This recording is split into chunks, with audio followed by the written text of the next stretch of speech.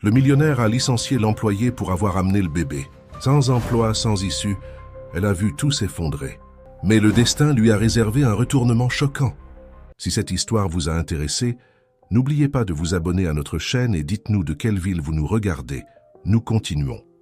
Le réveil sonna plus tôt ce matin d'automne, et Hélène sentit le poids familier de l'inquiétude dans sa poitrine avant même d'ouvrir les yeux. Le calendrier au mur confirmait sa plus grande crainte. C'était un jour férié municipal. Ses doigts tremblèrent légèrement tandis qu'elle composait le numéro de la crèche, sachant déjà la réponse qui viendrait de l'autre côté de la ligne. « Je suis désolée, Madame Hélène, mais nous serons fermés aujourd'hui », l'informa la voix sympathique de la coordinatrice. Hélène regarda le petit Luc, encore endormi dans son lit, ses boucles sombres éparpillées sur l'oreiller. À 5h15, il était son monde entier, sa raison de se lever chaque matin et d'affronter tous les obstacles. Depuis que Richard les avait abandonnés, quand Luc n'avait que 2 ans, elle avait appris à être mère et père, à transformer les larmes en sourires et surtout à ne jamais montrer de faiblesse devant son fils. Le bureau de Victoire Entreprise ne tolérait pas les absences. Antoine Montagne, son patron, était connu non seulement pour sa fortune impressionnante, mais aussi pour son inflexibilité. En 3 ans comme son assistante exécutive, Hélène ne l'avait jamais vu sourire ou montrer une émotion autre que la froideur calculée avec laquelle il menait ses affaires. « Maman !» La voix ensommeillée de Luc la ramena à la réalité. « Il n'y a pas d'école aujourd'hui ?» Hélène s'assit au bord du lit de son fils, passant doucement ses doigts dans ses cheveux. « Non, mon amour, c'est férié aujourd'hui. » Elle fit une pause, rassemblant son courage pour continuer. « Et tu vas devoir être très très courageux aujourd'hui. Tu vas devoir venir avec maman au travail. » Les yeux du garçon s'illuminèrent. « Je vais voir où tu travailles ?»« Oui, mais... » Hélène prit les petites mains de son fils entre les siennes. « Ce sera notre secret spécial. Comme une mission d'espion, tu te souviens de ce film qu'on a regardé? Tu vas devoir rester très silencieux sans que personne ne te voie. Luc. » Acquiesça avec sérieux, comme s'il venait de recevoir la plus importante des missions. Hélène sentit son cœur se serrer. Ce n'était pas juste de demander cela à un enfant, mais quel choix avait-elle? Pendant qu'elle préparait le sac de son fils, avec ses jouets préférés, des livres à colorier et son médicament pour son allergie, Hélène essayait de contrôler l'anxiété qui grandissait dans sa poitrine. Une seule fois, il y a 2 mois, elle avait dû s'absenter du travail quand Luc avait eu une forte crise allergique. L'expression de désapprobation de Montagne ce jour-là la hantait encore. Sur le chemin du bureau, elle répéta les instructions plusieurs fois. Luc, assis sur la banquette arrière de la voiture, tenait fermement son dinosaure en peluche, acquiesçant à chaque recommandation de sa mère. Hélène l'observa dans le rétroviseur, remarquant combien il semblait petit et vulnérable, et ressentit une vague de détermination. Elle ferait n'importe quoi pour le protéger. En se garant dans le sous-sol de l'imposant immeuble commercial, Hélène ajusta son blazer bleu marine, son armure quotidienne, et prit Luc par la main. L'ascenseur était vide grâce au jour férié. Quand les portes s'ouvrirent au 12e étage, elle conduisit rapidement son fils jusqu'à son bureau, stratégiquement situé dans un coin plus discret. « Tu te souviens de notre mission secrète ?» chuchota-t-elle, l'aidant à s'installer dans l'espace sous son bureau. Luc répondit avec un sourire complice, sortant déjà ses crayons de couleur. Hélène alluma l'ordinateur et commença sa routine, essayant d'agir naturellement. Le silence du bureau n'était brisé que par le léger gribouillage des crayons de Luc et le clavier de son ordinateur. Pendant un moment, elle se permit de croire que peut-être, juste peut-être, il passerait inaperçu ce jour-là. C'est alors qu'elle l'entendit, le son inconfondable de pas fermes résonnant dans le couloir. Son cœur s'arrêta. Antoine Montagne ne croyait pas aux coïncidences. Pendant ses 15 années à la tête de Victoire Entreprise, il avait bâti sa réputation sur des fondations de contrôle absolu et de prévisibilité. Rien n'échappait à son attention, surtout les jours fériés, quand il profitait du silence du bureau pour effectuer ses audits surprises. En sortant de l'ascenseur ce matin-là, il remarqua immédiatement quelque chose de différent dans l'air. Une légère odeur de chocolat qui ne devrait pas être là. Ses pas résonnèrent dans le couloir vide, tandis qu'il s'approchait de la zone des assistants exécutifs. C'est alors qu'il entendit un chuchotement presque imperceptible et le son étouffé de quelque chose qui tombait. Hélène sentit son sang se glacer dans ses veines lorsque la silhouette imposante de Montagne apparut devant elle. Il portait son habituel costume italien. Impeccable, mais il y avait quelque chose de différent dans son regard, une étincelle de quelque chose qu'elle n'arrivait pas à identifier. « Mademoiselle Cordier », sa voix trancha l'air comme une lame de glace. « Je ne savais pas que nous aurions de la compagnie aujourd'hui. » C'est à ce moment précis que Luc, effrayé par la voix inconnue, laissa échapper un petit éternuement.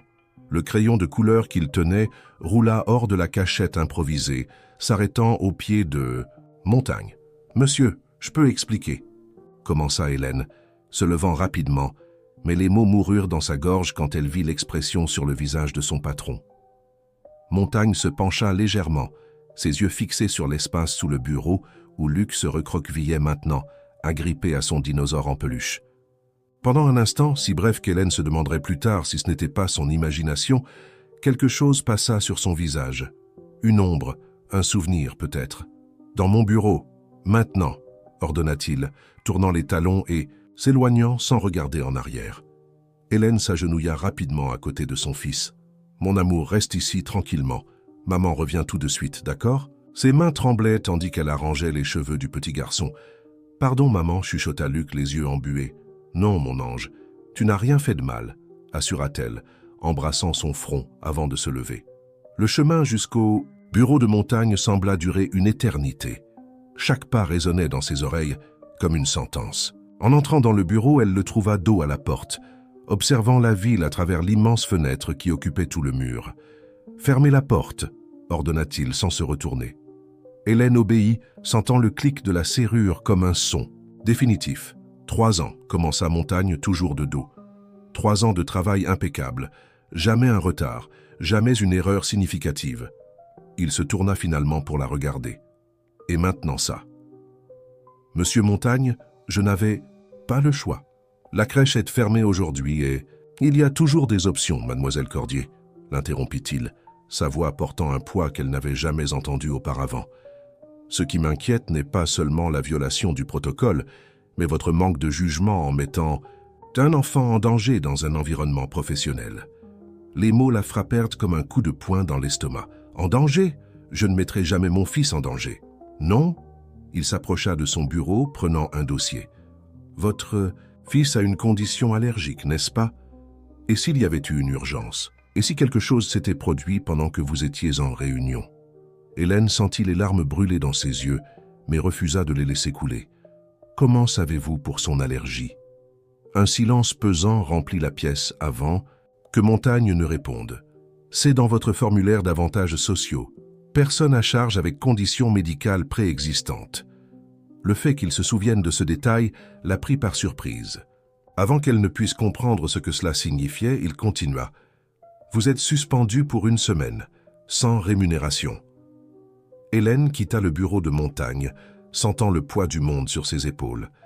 Les mots « suspendu pour 1 semaine » résonnaient dans son esprit tandis qu'elle retournait vers son bureau où Luc attendait. Comment paierait-elle les factures? Comment expliquerait-elle à son fils que sa journée d'espion s'était si mal terminée? « Viens, mon amour », chuchota-t-elle, aidant Luc à rassembler ses affaires. Le garçon remarqua les mains tremblantes de sa mère et, avec une sagesse au-delà de ses années, les tint fermement. « Tout va bien, maman », dit-il, répétant les mots qu'il avait si souvent entendus d'elle. Alors qu'ils traversèrent le bureau vide, Hélène sentit un regard sur eux. À la porte de son bureau, Robert Mercier, l'un des plus anciens directeurs de l'entreprise, observait la scène avec une expression pensive. Contrairement à Montagne, Robert avait toujours manifesté un côté plus humain dans la gestion de l'entreprise. « Madame Cordier », appela-t-il, sa voix douce coupant le silence embarrassant. « Pourriez-vous m'accorder quelques minutes ?» Hélène hésita, regardant Luc. Robert sourit, montrant une petite salle de réunion. « Votre fils peut attendre là. Il y a une télévision et je suis sûr que nous trouverons quelque chose d'intéressant à regarder pour lui. » Quelques minutes plus tard, avec Luc absorbé par un documentaire sur les dinosaures, Hélène s'assit devant Robert, luttant pour maintenir sa composition. « Vous savez, » commença-t-il, lui servant un verre d'eau, « en 20 ans de travail avec Antoine Montagne, je ne l'ai jamais vu réagir de cette façon. Quelque chose en lui s'est brisé quand il a vu votre fils. » Hélène leva les yeux, surprise. « Comment ça ?»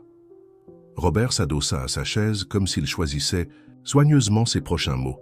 « Antoine a toujours été contrôlé, méthodique, mais aujourd'hui, quand il est passé devant mon bureau après votre rencontre, il y avait quelque chose de différent, une perturbation que je n'avais jamais vue auparavant. » Il fit une pause, observant la ville par la fenêtre avant de continuer. « Saviez-vous que sa mère était cadre dans une grande banque?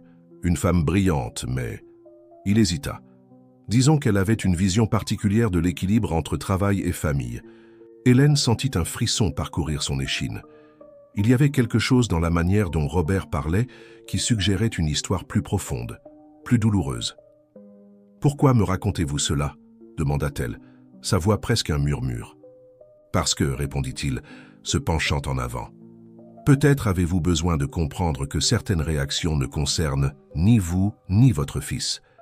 Elles concernent d'anciennes blessures qui n'ont jamais correctement cicatrisé. » Robert sortit alors une carte de visite de sa poche, la faisant glisser sur la table. « Je connais la PDG d'Horizon Innovation. Ils ont une politique de travail beaucoup plus moderne, flexible, avec même un espace pour une crèche. » Hélène regarda la carte, ressentant un mélange confus d'émotions. « Vous suggérez que je suggère, l'interrompit-il doucement, que parfois nous devons faire un pas en arrière pour pouvoir avancer. Julie, la PDG, cherche une nouvelle assistante exécutive, quelqu'un avec votre expérience et résilience. » Le téléphone d'Hélène vibra dans son sac. En vérifiant l'écran, son cœur s'accéléra. C'était un message de Montagne. « Nous devons parler, c'est important. » Robert observa sa réaction et sourit en coin. « Il semble que je ne sois pas le seul perturbé par les événements d'aujourd'hui. » Hélène rangea le téléphone, son esprit un tourbillon de pensées. Les paroles de Robert sur le passé de Montagne se mêlaient à la froideur de son comportement, créant un puzzle qu'elle n'arrivait pas à résoudre. « Que feriez-vous à ma place ?» demanda-t-elle finalement. Robert se leva, ajustant son costume. « J'écouterai. Parfois, Hélène, les personnes les plus difficiles à comprendre sont celles qui ont le plus besoin d'être comprises. » À travers la paroi vitrée, Hélène pouvait voir Luc complètement absorbé par le documentaire, ses yeux brillants de fascination. Elle pensa à toutes les fois où elle avait souhaité pouvoir lui donner plus que juste la survie, une vie où il pourrait être enfant sans avoir besoin de se cacher. Le café choisi par Montagne se trouvait au dernier étage d'un bâtiment historique du centre-ville. Hélène arriva en premier, après avoir laissé Luc avec sa voisine Marie, la seule personne en qui elle avait confiance pour s'occuper de lui en dehors de la crèche. Le soleil commençait à se coucher, peignant le ciel de tons orangés qui se reflétaient dans les fenêtres des immeubles. Elle choisit une table près de la fenêtre, d'où elle pouvait voir la ville se transformer avec l'arrivée de la nuit. Ses doigts tambourinaient nerveusement sur la tasse de café qu'elle avait commandée plus pour avoir quelque chose à faire avec ses mains que par envie de boire. Montagne arriva exactement à l'heure convenue, ni une minute avant ni une après. Mais quelque chose était différent chez lui. Son costume impeccable restait le même, mais ses yeux portaient une vulnérabilité qu'elle n'avait jamais vue auparavant. « Merci d'être venu, » dit-il en s'asseyant. Sa voix sonnait plus douce que d'habitude. « Vous ne m'avez pas laissé beaucoup de choix, » répondit Hélène, essayant de maintenir une attitude professionnelle malgré le tourbillon d'émotions dans sa poitrine. Montagne resta silencieux un moment, ses yeux fixés sur la ville au dehors. Quand il parla finalement, sa voix portait un poids qu'Hélène n'avait jamais entendu auparavant. « J'avais 7 ans, commença-t-il, toujours sans la regarder. Ma mère était directrice exécutive à la Banque de France. Elle vivait pour le travail, respirait les chiffres, les rapports et les réunions. » Il fit une pause, ses doigts serrant légèrement le bord de la table. « Un jour, la nounou est tombée malade. Il n'y avait personne pour s'occuper de moi. » Hélène sentit son cœur se serrer, commençant à comprendre où cette histoire mènerait. « Elle m'a emmené au bureau, » continua-t-il. « Elle m'a fait promettre que je resterais tranquille, que je ne dérangerais pas. J'ai promis, bien sûr, je voulais tellement son attention. » Ses yeux rencontrèrent finalement ceux d'Hélène, et elle y vit le reflet d'une douleur ancienne, encore vive. « J'avais une petite voiture, ma préférée. À un moment, quand j'ai pensé que personne ne regardait, j'ai commencé à jouer. La voiture a échappé, a heurté une table en verre avec des documents importants. Le verre s'est brisé, les papiers se sont éparpillés. Montagne s'arrêta, respirant profondément. La façon dont elle m'a regardé, ce n'était pas de la colère, vous savez, c'était de la déception, comme si j'avais confirmé quelque chose qu'elle avait toujours su, que j'étais un problème, un obstacle dans sa vie parfaite et organisée. Hélène sentit des larmes se former dans ses yeux, mais les retint. « C'est pour ça que vous avez réagi ainsi aujourd'hui ? Quand j'ai vu votre fils sous le bureau avec ce dinosaure, il passa la main sur son visage, un geste étonnamment humain. C'était comme me revoir à nouveau, mais lui, il avait quelque chose dans les yeux que je n'ai jamais eu, de la sécurité, de l'amour. « Il est ma vie », dit simplement Hélène. « Je sais », répondit Montagne, sa voix portant une douceur inattendue. « Je l'ai vu dans la façon dont vous l'avez protégé, comment vous avez tout affronté pour ne pas le laisser seul. Ma mère n'a jamais... » Il s'arrêta, laissant la phrase inachevée. Un silence s'installa entre eux, rempli seulement par les sons étouffés de la ville au dehors et le tintement léger des tasses aux tables voisines. « La suspension, dit-il finalement, est annulée. » Hélène cligna des yeux, surprise. « Mais vous avez dit... » « J'ai réagi par impulsion basée sur des souvenirs qui n'ont rien à voir avec vous ou votre fils. » Il l'interrompit doucement. « Et plus encore, je veux proposer quelque chose de différent. » Elle attendit, sentant que quelque chose d'important était sur le point de se produire. « Que pensez-vous » commença-t-il, choisissant ses mots avec soin, « de créer un espace dans l'entreprise, un endroit où les enfants pourraient rester quand c'est nécessaire, avec une supervision adéquate, bien sûr. » Hélène sentit son monde tourner. « Vous êtes sérieux ?»« Je n'ai jamais été aussi sérieux de ma vie, » répondit-il. Et pour la première fois depuis qu'elle le connaissait, Hélène vit un sourire sincère se former sur ses lèvres. Parfois, nous avons besoin d'un petit dinosaure en peluche pour nous faire voir ce qui compte vraiment. Le lendemain matin, le bureau de Victoire Entreprise bourdonnait de rumeurs. La nouvelle qu'Antoine Montagne prévoyait d'installer une salle pour enfants dans l'immeuble se répandit comme une traînée de poudre parmi les employés. Certains célébraient ce changement inattendu, tandis que d'autres, en particulier Charles Aubert, le directeur financier, voyaient cette nouveauté avec méfiance. Hélène remarqua les regards et les chuchotements dès son arrivée. Elle garda la tête haute en marchant jusqu'à son bureau, mais ne put s'empêcher de remarquer le groupe réuni près de la salle de pause, avec Charles au centre, gesticulant avec emphase. Il a perdu la tête, sa voix lui parvint, à peine dissimulée. D'abord une crèche et après quoi? Il va transformer ça en parc d'attractions. Robert Mercier, qui passait dans le couloir à ce moment-là, s'arrêta brusquement. Un problème, Charles? Le directeur financier se redressa, mais maintint un regard provocateur. Avec tout le respect, Robert, mais c'est un environnement professionnel. Nous ne pouvons pas permettre que des décisions émotionnelles compromettent notre crédibilité sur le marché. Intéressante, votre observation, répondit Robert, sa voix calme mais ferme. Surtout si l'on considère que les entreprises, avec des politiques familiales plus flexibles, ont montré une augmentation significative de la productivité. Hélène essayait de se concentrer sur son travail, mais chaque mot de la discussion lui parvenait avec une clarté douloureuse. Son ordinateur signala un nouveau message. C'était Montagne, demandant sa présence dans son bureau immédiatement. En entrant dans le bureau, elle le trouva penché sur des plans et des projets étalés sur la table.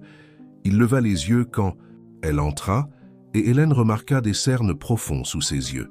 « Vous avez passé toute la nuit à travailler là-dessus » demanda-t-elle avant de pouvoir se retenir. « Je n'arrivais pas à dormir, admit-il, passant la main dans ses cheveux dans un geste étonnamment décontracté. Après notre conversation d'hier, j'ai réalisé combien de temps j'avais perdu à me cacher derrière des règles rigides. » Hélène s'approcha de la table, observant les dessins. Le projet était ambitieux. Une salle spacieuse au 3e étage, avec un espace d'études, un coin pour les jouets et même un petit laboratoire de sciences. « C'est plus qu'une crèche », observa-t-elle impressionnée. « C'est un début », répondit Montagne, ses yeux rencontrant les siens. « Mais j'ai besoin de votre aide. Vous connaissez les besoins réels. Vous savez ce qui fonctionnerait et ce qui ne fonctionnerait pas. » Elle sentit quelque chose changer dans l'air entre eux. Une nouvelle forme de respect, peut-être, ou quelque chose de plus. « Il y a quelques Chose que je dois vous dire, dit-elle, respirant profondément. Le directeur Robert, il m'a offert une opportunité dans une autre entreprise hier. Montagne resta immobile un moment, et Hélène vit quelque chose passer dans ses yeux, de la peur. « Vous allez accepter ?» demanda-t-il, sa voix plus rauque que la normale. « Je ne sais pas, » admit-elle honnêtement. Jusqu'à hier soir, cela semblait être la seule option. Mais maintenant, insista-t-il doucement. Maintenant, je vois quelqu'un qui essaie de changer, qui essaie de faire la différence, répondit-elle, soutenant son regard. Et cela signifie beaucoup.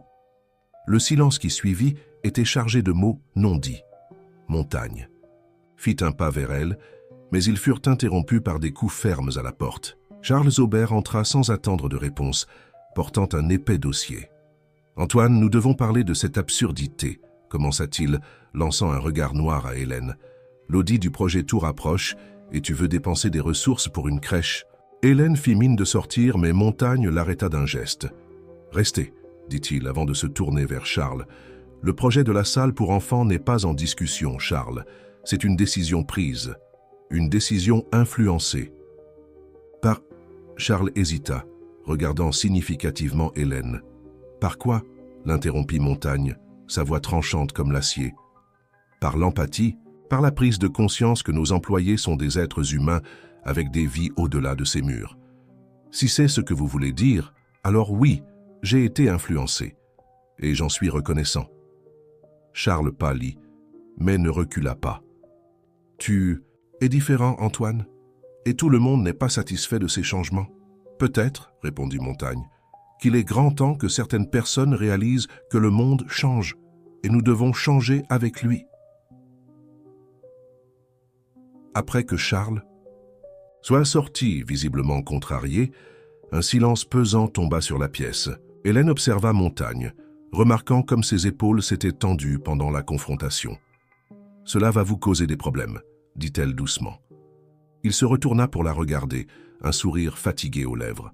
« Probablement, mais pour la première fois depuis longtemps, je sens que je fais quelque chose qui compte vraiment. » Cet après-midi-là, Hélène alla chercher Luc à la crèche plus tôt que d'habitude. Montagne avait insisté pour qu'elle prenne quelques heures pour aider à la planification du nouvel espace, et elle voulait l'avis de l'expert en divertissement de 5 ans. « Maman, c'est vrai ?»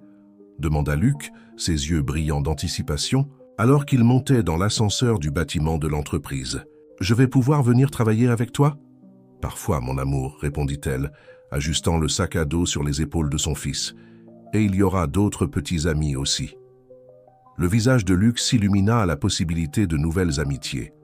En sortant de l'ascenseur, Hélène remarqua que le 3e étage, auparavant occupé uniquement par de vieux dossiers, commençait déjà à se transformer. Certains murs avaient été enlevés, et l'espace semblait plus grand et plus accueillant.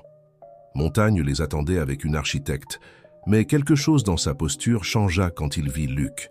Le garçon, quant à lui, se cacha partiellement, derrière sa mère, se souvenant de leur dernière rencontre. « Salut, Luc » dit Montagne, s'abaissant pour être à la hauteur du garçon. « Tu te souviens de moi ?» Luc acquiesça timidement, toujours accroché à son dinosaure en peluche. Montagne sourit, un sourire sincère qu'Hélène n'avait jamais vu auparavant.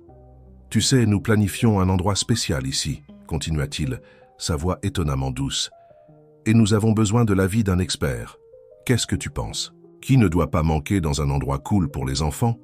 Peu à peu, Luc sortit de derrière sa mère, sa curiosité naturelle l'emportant sur sa timidité.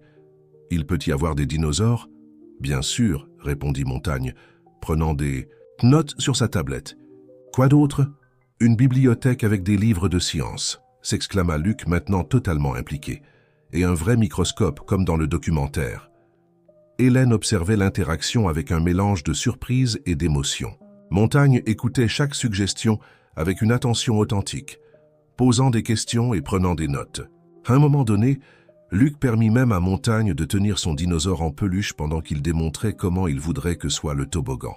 « Votre fils est brillant », commenta Montagne, quand Luc fut distrait par l'architecte qui montrait quelques dessins colorés. « Et il me rappelle, vous » risqua Hélène doucement. Montagne la regarda avec surprise, puis sourit mélancoliquement. « Peut-être. » avant d'apprendre que les rêves et les chiffres ne faisaient pas bon ménage. Il n'est jamais trop tard pour désapprendre certaines choses, dit-elle, se surprenant elle-même par son audace. Il la regarda un moment comme s'il la voyait vraiment pour la première fois. Non, il n'est jamais trop tard. Le moment fut interrompu par Luc qui courut vers eux en tenant un dessin. « Regarde, maman, la dame m'a laissé dessiner comment je veux que ce soit. » Montagne s'agenouilla de nouveau, observant le dessin plein de couleurs vives et de dinosaures souriants. « C'est incroyable, Luc. Je peux le garder comme référence ?» Le garçon hésita un moment, puis tendit le dessin avec sérieux. « Mais tu promets de faire exactement comme ça ?»« Je promets, » répondit Montagne. Et Hélène comprit qu'il ne parlait pas seulement du dessin, mais de quelque chose de plus grand, de plus significatif. Alors qu'il s'apprêtait à partir, Luc surprit tout le monde en se retournant pour enlacer impulsivement Montagne. L'homme d'affaires resta paralysé un instant, puis, avec des mouvements maladroits mais doux, rendit l'étreinte. Dans l'ascenseur, descendant vers le parking, Luc demanda « Il n'est pas aussi effrayant qu'il le paraissait avant, hein, maman ?» Hélène sourit, pensant à combien les apparences pouvaient être trompeuses. « Non, mon amour.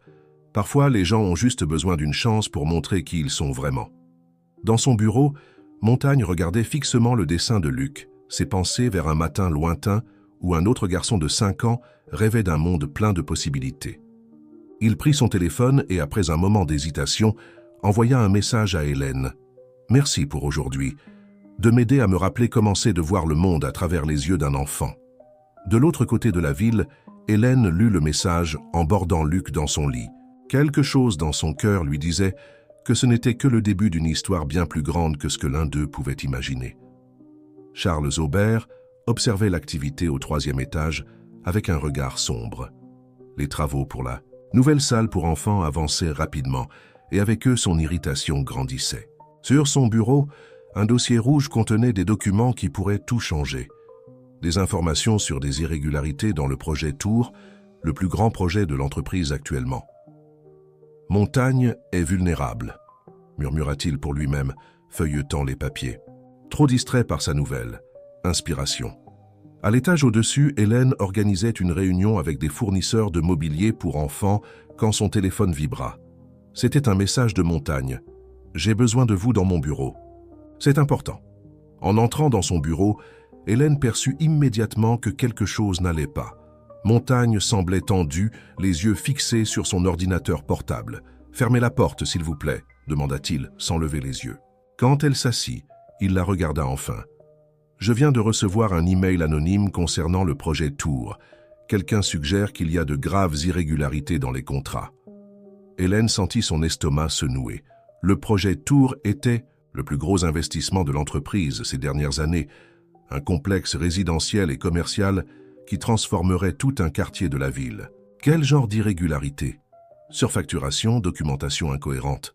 Montagne passa la main sur son visage, un geste qu'elle commençait à reconnaître comme un signe de profonde préoccupation. Si c'est vrai, nous avons un sérieux problème. Si ce ne l'est pas, quelqu'un essaie de nous déstabiliser. « Charles », dit Hélène sans réfléchir. Voyant l'expression surprise de Montagne, elle expliqua.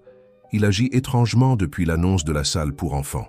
Et plus tôt aujourd'hui, je l'ai vu parler discrètement, avec des gens de l'audit. Montagne se leva, marchant jusqu'à la fenêtre. Charles est complexe, mais il est loyal envers l'entreprise. Il est ici depuis plus longtemps que moi. Parfois, dit doucement Hélène, les gens confondent loyauté et possession. Il se retourna pour la regarder. Quelque chose de nouveau dans son regard. Vous avez un bon instinct pour les gens. Vous avez été la première à voir au-delà de ma façade. La remarque prit Hélène par surprise, faisant légèrement accélérer son cœur. Avant qu'elle ne puisse répondre, des coups à la porte les interrompirent. C'était Robert Mercier. « Désolé de vous interrompre, mais nous devons parler, dit-il, son visage habituellement serein marqué par l'inquiétude. Je viens d'apprendre que la commission d'audit a avancé sa visite. Ils arrivent demain. » Montagne jura doucement. « Combien de temps avons-nous pour tout revoir ?»« La nuit, » répondit Robert, « et nous aurons besoin de toute l'aide possible. » Hélène était déjà en train de prendre son téléphone. « Je vais appeler la voisine, voir si elle peut garder Luc. »« Non, » l'interrompit Montagne. Utilisez la salle du 3e étage. Elle est presque prête et il y a un espace parfait pour qu'il fasse ses devoirs et se repose. Nous pouvons nous relayer pour le surveiller. » Hélène le regarda, surprise par la suggestion. « Vous êtes sûr ?»« Absolument, » répondit-il, un petit sourire, apparaissant au milieu de l'inquiétude. « De plus, je pense que nous pourrions tous utiliser un peu de son énergie positive aujourd'hui. » Robert observait l'interaction avec intérêt. « Je vais rassembler l'équipe dans la salle de conférence. Et Antoine, méfie-toi de Charles.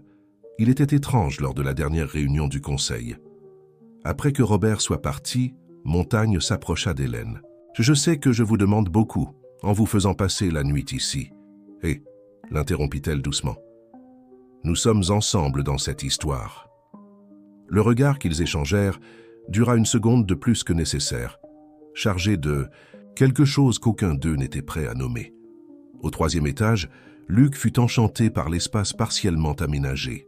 Montagne avait fait en sorte que les premiers meubles livrés soient précisément ceux de l'espace d'études, comme s'il savait qu'un jour il serait nécessaire.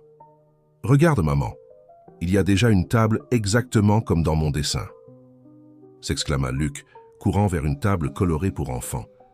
Hélène l'observait arranger son matériel scolaire, pensant à comme la vie prenait des tournants inexplicables. Il y a quelques semaines à peine, elle cachait son fils sous un bureau. Maintenant, il avait son propre espace dans le même bâtiment. Il ira bien. La voix de Montagne résonna derrière elle, étonnamment proche. « Je promets de passer régulièrement. Vérifiez. » Hélène se retourna pour le remercier et réalisa à quel point il était proche. Pendant un moment, ils restèrent là, immobiles, l'air entre eux chargé de possibilités non dites. « Maman !» La voix de Luc brisa le moment. « Aide-moi avec les maths !» Montagne fit un pas en arrière, s'éclaircissant légèrement la gorge. « Devoir, important. Je dois vérifier quelques documents. » Alors qu'il s'éloignait, Hélène ne put s'empêcher de sourire. Le puissant Antoine Montagne, déconcerté par un presque moment. La nuit serait longue, et les ombres des préoccupations planaient encore sur eux. Mais quelque chose avait changé, quelque chose d'important. La nuit avançait, tandis que l'équipe plongeait dans des piles de documents et des tableaux interminables.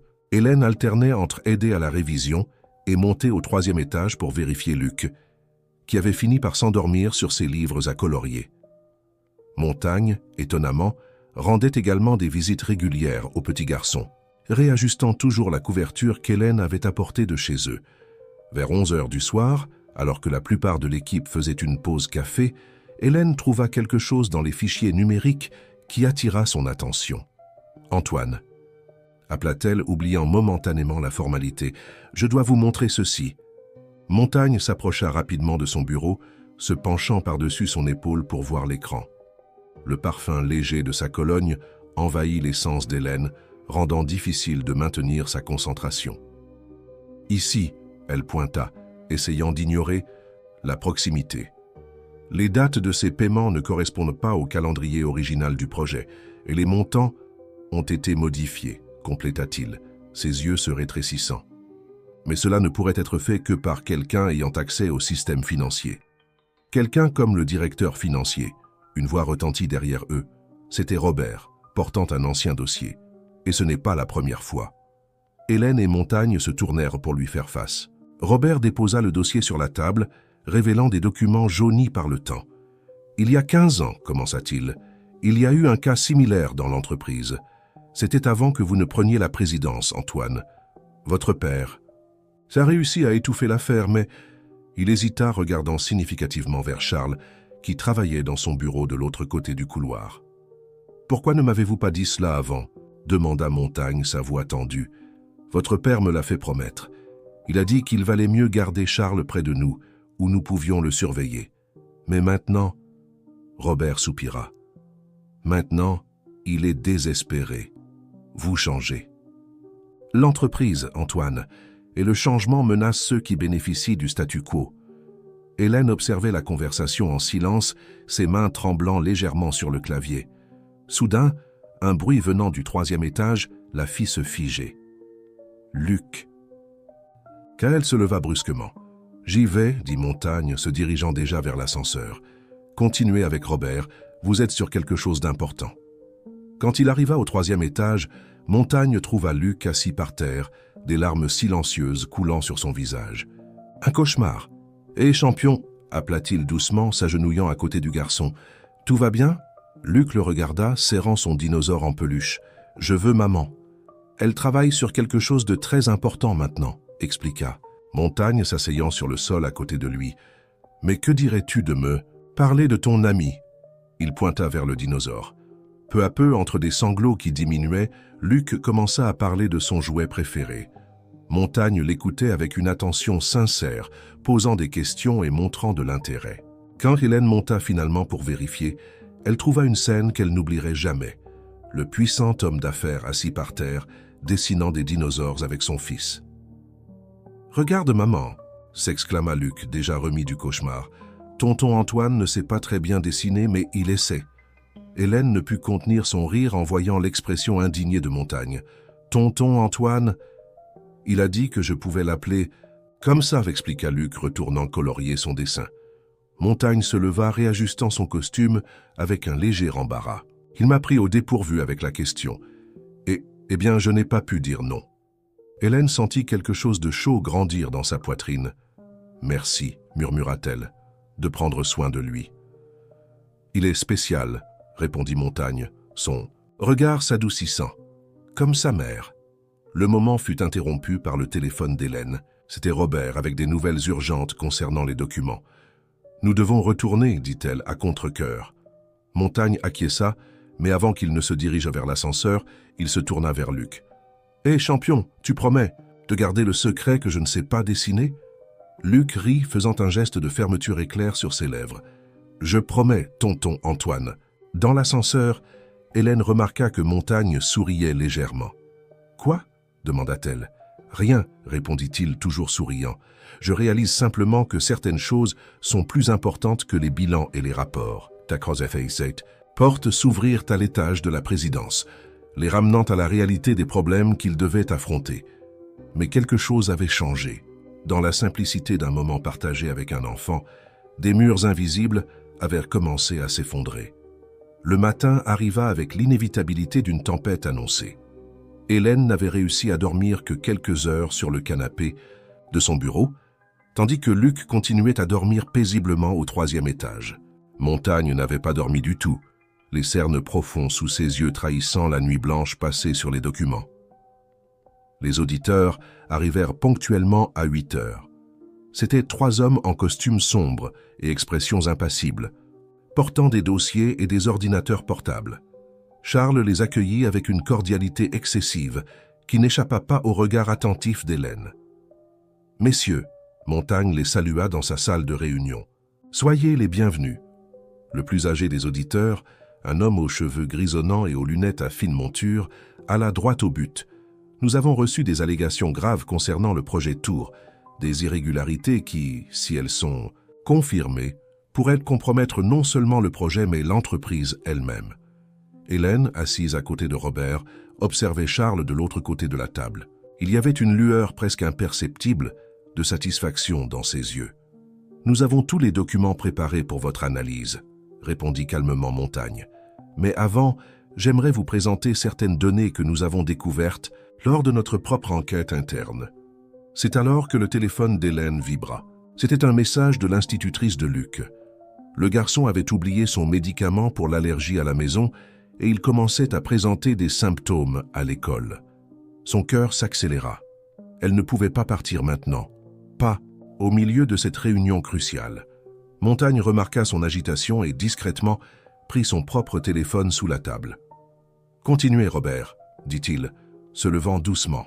« Je dois vérifier une question urgente. » Dans le couloir, loin des regards des auditeurs, il se tourna vers Hélène. « Que se passe-t-il ?»« Luc, » murmura-t-elle, « son médicament pour l'allergie, il est à la maison. »« Allez-y, » dit-il sans hésiter. « Je m'occupe des choses ici. » Mais la réunion... « Hélène !» Il tint légèrement son bras, le contact envoyant un courant électrique à travers sa peau. « Votre fils est plus important, toujours. » Elle le regarda, sentant quelque chose remuer dans sa poitrine. Comment cet homme pouvait-il être si différent de celui qu'elle avait connu il y a seulement quelques semaines ? « Merci, » murmura-t-elle, et avant de perdre son courage, elle se leva sur la pointe des pieds et embrassa doucement sa joue. Le geste les surprit tous les deux. Montagne resta immobile, ses yeux fixés sur les siens, une intensité presque palpable dans l'air entre eux. Pendant un moment, il sembla qu'il allait dire quelque chose, mais le son de pas dans le couloir les ramena à la réalité. « Allez !» murmura-t-il. « Envoyez un message quand tout ira bien. » Hélène courut pratiquement jusqu'à l'ascenseur, son cœur battant de manière irrégulière. Elle ne savait pas si c'était à cause de l'inquiétude pour Luc ou du moment qu'elle venait de partager avec Montagne. Dans le parking, cependant, une surprise l'attendait. Charles était debout à côté de sa voiture. Partir.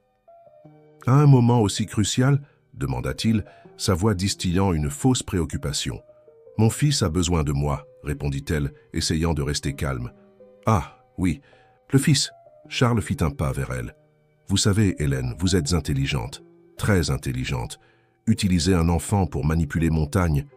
De quoi parlez-vous ?»« Ne jouez pas l'innocente, » grogna-t-il, son masque de civilité tombant. « Vous et ce gamin êtes en train de détruire tout ce que nous avons construit ici. Montagne est méconnaissable, prenant des décisions émotionnelles, gaspillant des ressources. Le seul qui détruit quelque chose ici, c'est vous, » rétorqua-t-elle, sa voix ferme malgré la peur qu'elle commençait à ressentir. Falsifiant des documents, essayant de saboter l'entreprise. Le visage de Charles pâlit. « Comment savez-vous ?»« Nous avons tout découvert, Charles. Les anciens documents, les modifications dans les systèmes, Montagne est au courant. » Pendant un moment, elle vit quelque chose de dangereux passer dans ses yeux. Puis, étonnamment, il sourit. « Vraiment ?» Et l'a-t-il dit aux auditeurs? Non. Bien sûr que non. Parce qu'au moment où cette enquête commencera réellement, tous les documents pointeront vers une seule personne comme responsable. Son sourire s'élargit. L'assistante qui avait accès à tous les fichiers, l'employé désespéré pour de l'argent pour élever un fils seul. Hélène sentit son sang se glacer. « Vous n'oseriez pas ?»« C'est déjà fait, » répondit-il. « Simplement. La question est, êtes-vous prête à tout risquer? Votre emploi, votre réputation, l'avenir de votre fils ?» Avant qu'elle ne puisse répondre, son téléphone vibra à nouveau. C'était l'école de Luc. Charles s'éloigna, toujours souriant. « Réfléchissez bien, Hélène, très bien. » En conduisant vers la maison, les mains tremblantes sur le volant, Hélène sentit le poids des menaces de Charles. Pas pour elle-même, mais pour Luc. Pour tout ce qu'ils avaient construit. Et étonnamment, pour ce qu'elle commençait à ressentir pour Montagne. Après avoir déposé le médicament à l'école de Luc, Hélène resta dans sa voiture, essayant de contrôler la tempête d'émotions qui la consumait. Les menaces de Charles résonnaient dans son esprit, se mêlant au souvenir du toucher doux de Montagne, du regard qu'ils avaient partagé dans le couloir. Son téléphone vibra. C'était lui. « Tout va bien ?» 3 mots simples qui portaient tant de poids. Hélène fixa l'écran débattant entre lui parler de Charles ou protéger Montagne de ce souci supplémentaire au milieu de l'audit. « Luc va bien, » répondit-elle finalement. « Je retourne au bureau. » La réponse vint presque instantanément. « Non, prenez le reste de la journée, restez avec lui. » Mais la réunion, Hélène, le message suivant fit rater un battement à son cœur. « Vous m'avez appris que certaines choses sont plus importantes que le travail. Rentrez chez vous, s'il vous plaît. » Elle appuya son front contre le volant, laissant finalement couler les larmes. Comment en était-elle arrivée là? Quand sa vie avait-elle tant changé? Le son d'un nouveau message la fit sursauter. Et « Hélène, ce moment dans le couloir, nous devons en parler. » Son cœur s'emballa. Avant qu'elle ne puisse répondre, un autre message arriva. « Dîner, ce soir, après que Luc sera endormi. » Hélène contempla l'invitation, ressentant un mélange d'anxiété et d'anticipation. Les menaces de Charles pesaient encore dans son esprit, mais quelque chose de plus fort commençait à émerger. Quelque chose qui l'effrayait et l'attirait dans la même mesure. « D'accord, » répondit-elle simplement. L'après-midi passa comme qu'un flou.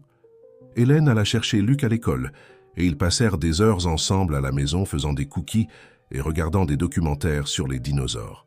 Le petit garçon parlait avec animation de tonton Antoine et de son impatience à lui montrer ses nouveaux dessins.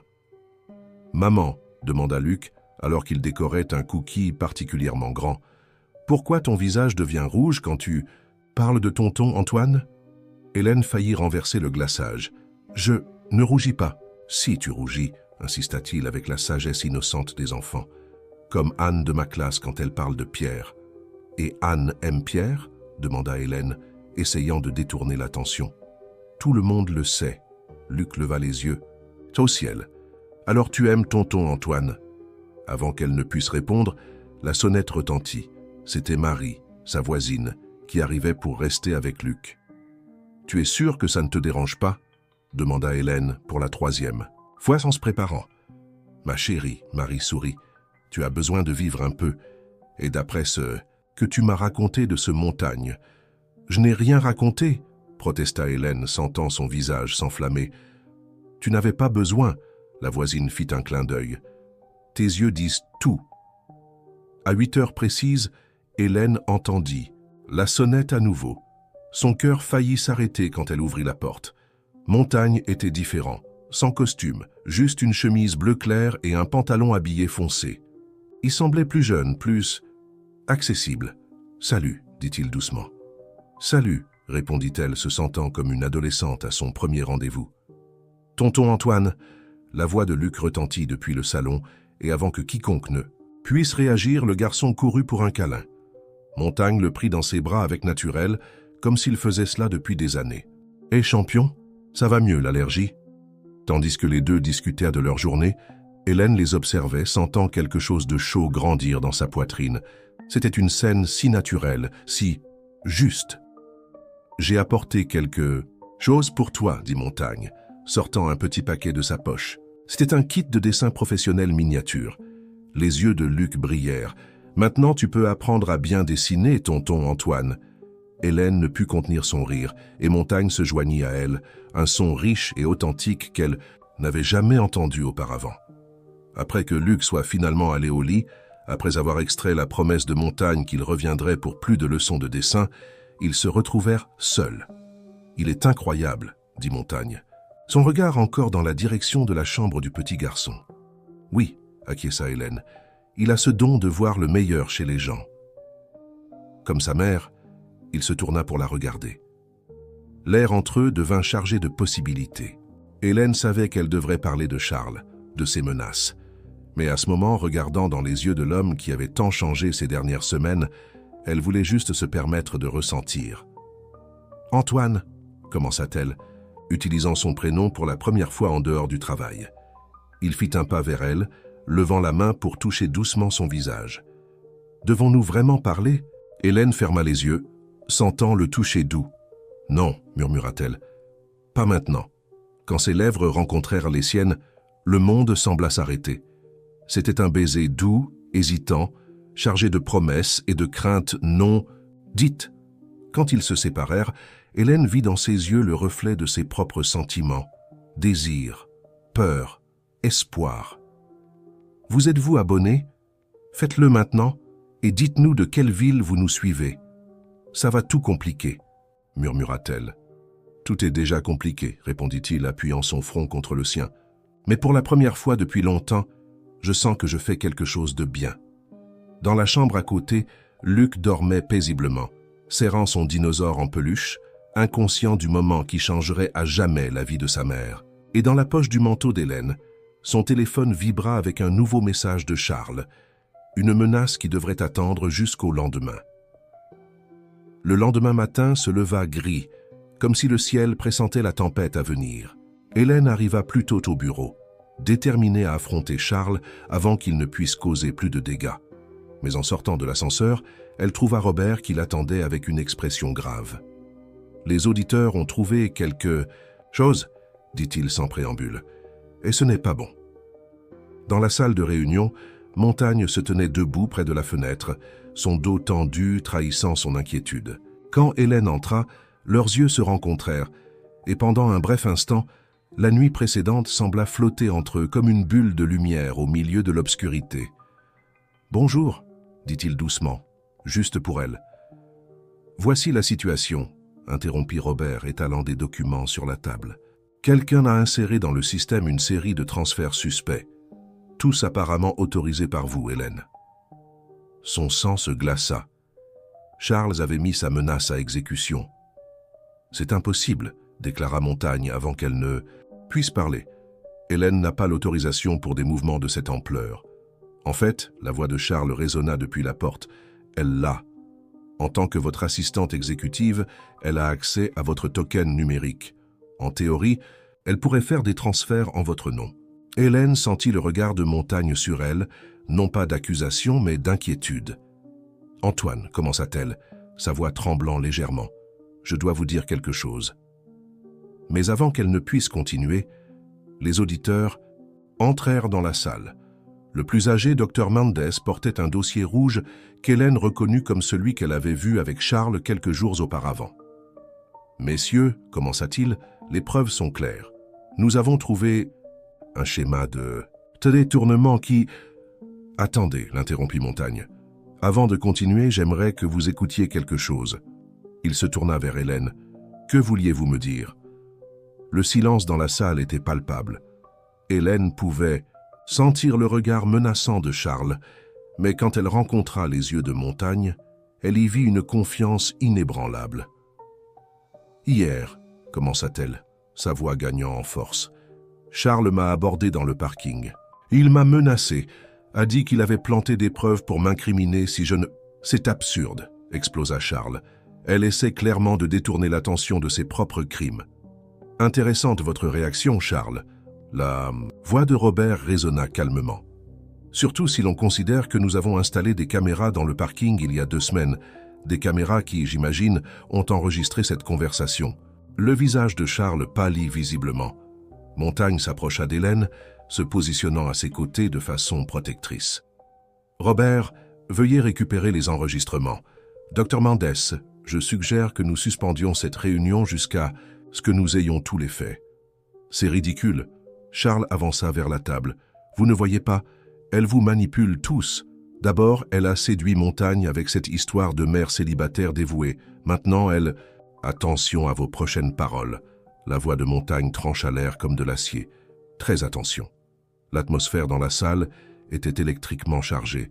Hélène pouvait sentir la tension émanant de Montagne, la manière dont son corps s'était subtilement placé devant le sien. « Tu n'étais pas comme ça, » continua Charles, maintenant avec mépris. « L'Antoine Montagne que je connaissais n'aurait jamais laissé une femme et un enfant retourner son entreprise. »« Tu as raison, » répondit Montagne, sa voix étonnamment douce. « Je n'étais pas comme ça. J'étais un homme vide, qui mesurait le succès en chiffres et contrats. Hélène et Luc n'ont pas retourné l'entreprise. Ils m'ont montré qu'elle était à l'envers depuis tout ce temps. » Le silence qui suivit ces paroles fut interrompu par le bruit de la porte qui s'ouvrait. C'était Luc, accompagné par Marie.